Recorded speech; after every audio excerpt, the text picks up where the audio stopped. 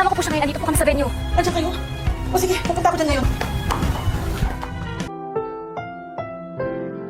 Ang susunod na programa ay rated PG. Ito ay nangangailangan ng patnubay at gabay ng magulang para sa mga batang manonood.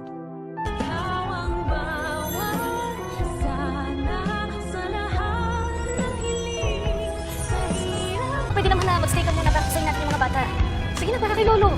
Habang nag-aabang ang lahat sa tuluyang paggising ni Lolo Pepe upang mapirmahan niya na ang last will and testament, ay abala naman itong si Giselle sa pakikipagpatintero at pakikipaghabulan sa kanyang anak na si Justin, na sa kasamang palad ay mababalitaan pa nga ni Giselle sa kanyang kapatid na si Obeng na si Justin ay papunta na palang Amerika at balak nga ni Eric na hindi na sila muling bumalik ng Pilipinas. Kaya naman sisisihin ni Giselle si Robert kung bakit daw hindi nito sinabi na babalik na pala ng Amerika ang kanyang anak. Wala daw siyang kaalam-alam kaya naman hindi niya matanggap ito. Pero ayon kay Robert ay masakit man, tanggapin na lang ni Giselle na ayaw talaga siyang makita ng kanyang anak. At parang pinapahiwatig ni Robert kay Giselle na mag-move on na lang ito. Pero hindi papayag si Giselle dahil hindi niya kaya. Pero sa kalagitnaan ng kanilang pagtatalong magkapatid ay biglang tatawag itong si Annalyn kay Giselle upang ipaalam dito na mag-uumpisa na ang children's party na taon-taong ino-organize ni Lolo Pepe sa mga bata. Parang tinatamad pa nga si Giselle na pumunta dahil wala naman doon ang kanyang anak. Pero biglang mabubuhayan si Giselle nang sabihin ni Annalyn